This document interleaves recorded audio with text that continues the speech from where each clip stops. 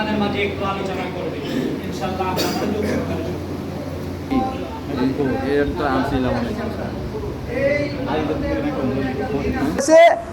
আপনি যে এখন কি চলতেছে, নাজাত মানে কি মুক্তি।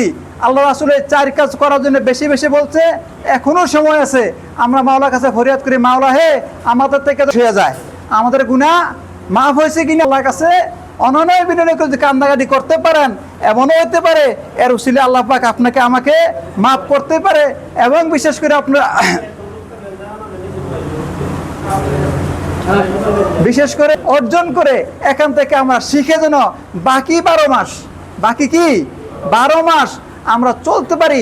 আল্লাহ পাক যেন বিশেষ করে আমরা যে তাকওয়া অর্জন করলাম, সেই তাকওয়া আমল বিল মারুফ নাহি আনিল মুনকার সব দিকে সৎ কাজের আদেশ করবেন। তো প্রতিবন্ধকতা দূর করে আল্লাহ পাক যেন আমরা সামনের দেশে, আমরা জানেন বাংলাদেশের অবস্থা বেশি নরবর করিম, আমাদের যখন সরকার এমন সরকার আর চাপাই দেন না যে সরকারের জন্য আমি নামাজ ইমাম ঠিক করলাম, ইমাম কি ঠিক করলাম, ইমাম পড়তেছে ভুল, পরে ইমামরে নামাইলাম, নামে আরেক ইমাম দিলাম, ইমাম দিয়ে এখন ফাতিহা না পড়ে রুকুত যায়, তখন আবার কি করা হয়েছে, এই ইমামটা ধরানো ফরজ হয়েছে, পরে দেখলাম পরে তৃতীয় ইমাম দিলাম, তৃতীয় ইমাম দিয়ে মাশাআল্লাহ পুরো হাতে পুরাটাই ভুল, তা আবার ধরা দরকার লাগছে নি?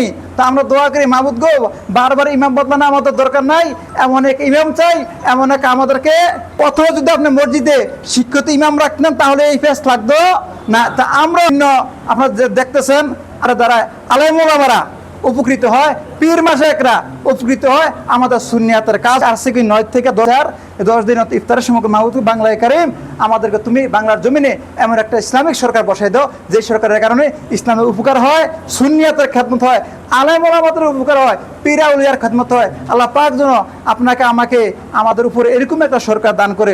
সকলে বারবার দোয়া করবেন যে সরকার দ্বারা আমাদের সুন্নিয়তার উপসার হয়, সুবহানাল্লাহ, আমাদের সুন্নিয়াতের খেদমত করার এবং সুন্নিয়াত বুঝার। বারাকাতু, ক্ষমা চাচ্ছি, এখানে বিদায় নিচ্ছি, আমাকে ক্ষমা করুন, আল্লাহ হাফেজ।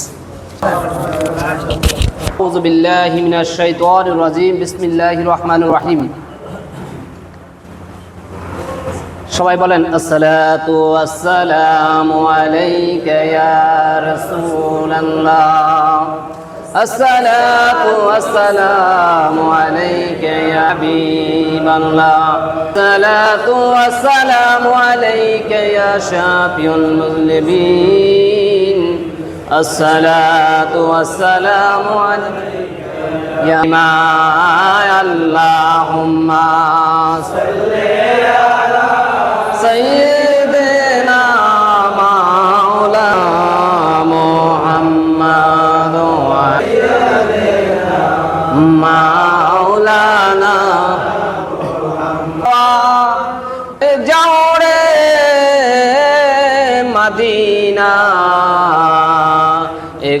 পোষায় নবী, হুম্মা সাল্লি আলা। মালদ্বীপ প্রবাসী ভাইরা,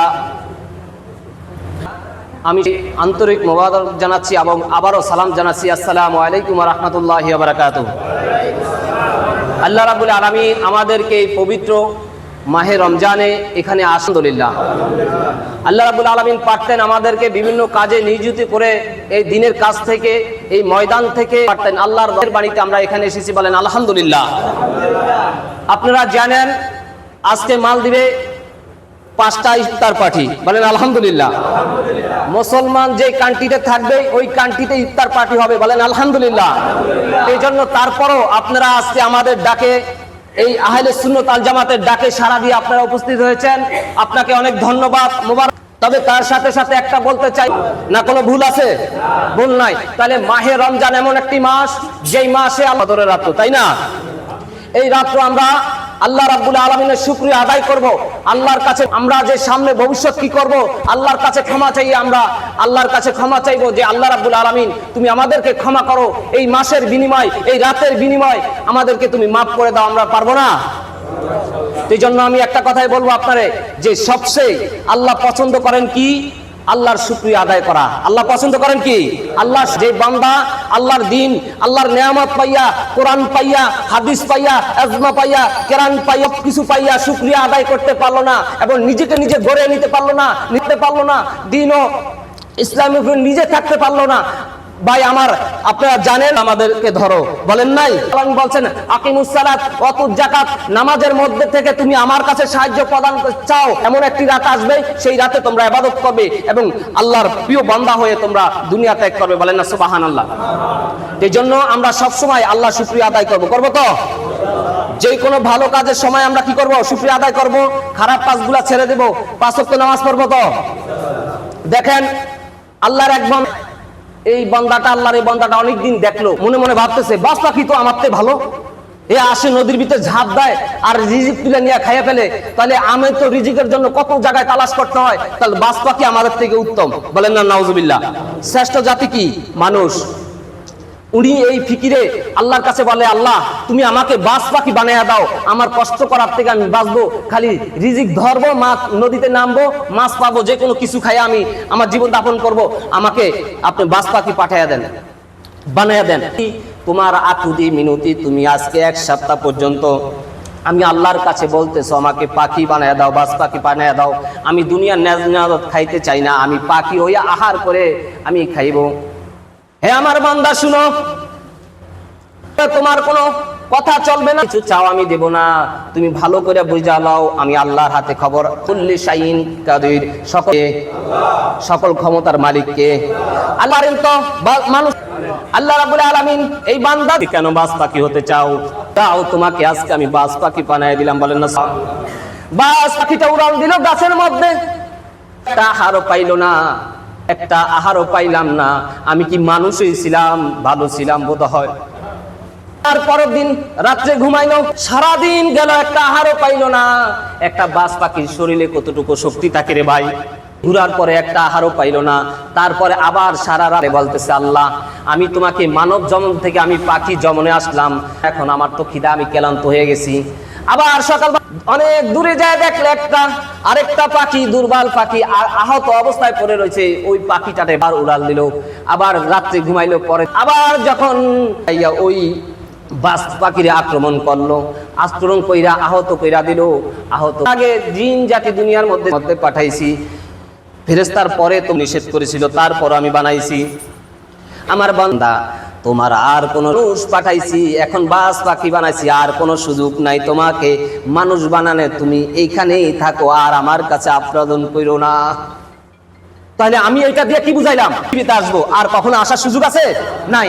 তাহলে এই দুনিয়ার থেকে যদি আপনি পরিপূর্ণ ইসলাম না নিয়ে, ইমান না নিয়ে আপনি যান কবরে, তাহলে আপনার আর আমার কি অবস্থা হবে বুঝতে পারছেন তো? এই জন্য আমরা 5 ওয়াক্ত নামাজ পড়বো তো? মা বাবার খেজমত সামনে ইচ্ছা না আসতেছে নি? কার কার মা বাবা আছে হাত তোলেন তো? অনেকের আছেন, তাই না? আমার প্রিয় ভাইরা, আল্লাহ রাব্বুল আলামিন বলেন ওয়াকাদা রাব্বুকা আদু ইল্লা ইয়াহু ওয়া বিল দাইনি ইহসান। হে আমার বান্দারা শুনো, মা এবং বাবা যারা খেজমত করা দরকার আসেনি, যেমন নামাজ পড়া ফরজ, মা বাবা খেজমত করাও ফরজ। মা বাবা যদি খেজমত না করেন, পরিশেষে আমি একটা কথাই বলবো, আপনারা জানেন 19 বছর শেষ, 20 বছরে পড়েছি, এই 20 বছর আহলে সুন্নাত ওয়াল জামাতের খেজমত করতেছি, বিনামূল্যে কোরআন শিক্ষা দিতেছি, বিনামূল্যে ওয়াজ মাহফিল করতেছি, আপনাদের কাছে পয়সা চাই না, একটা চাই যে আপনি আমার মুসলমান ভাই, আপনি আমার বাংলাদেশি, ঈমান নিয়ে মরেন, আমল নিয়ে মরেন, আল্লাহর দরবারে জানি বলতে পারেন, আল্লাহ আমি ঈমান নিয়ে এসেছি, তোমার কোরআন বুঝে এসেছি, তোমার হাদিস বুঝে এসেছি, তোমার নবীকে খুশি করে এসেছি। সুন্নাত ওয়াল জামাতের পক্ষ থেকে আমরা কোরআন শিক্ষা দেই, আপনারা আসবেন, পড়বেন। 5 ওয়াক্ত নামাজ পড়তে হলে একটা নিচের সংখ্যা 4টা সূরা দরকার না? এই 4টা সূরা যদি না পারেন, আপনি কি দিয়ে নামাজ পড়বেন ভাই? এই 4টা সূরা পড়ার লাগবে তো? যদি কোরআন নাও পড়তে পারেন, 4টা সূরা আমাদের কাছে শিখেন, আমি আপনাদেরকে সময় দেব, আপনারা আসেন, আপনারা কোরআন পড়া যদি নামাজ পড়েন তাহলে নামাজ সহি শুদ্ধ হবে, আর কোরআন ছাড়া যদি নামাজ পড়েন নামাজ সহি শুদ্ধ হবে না।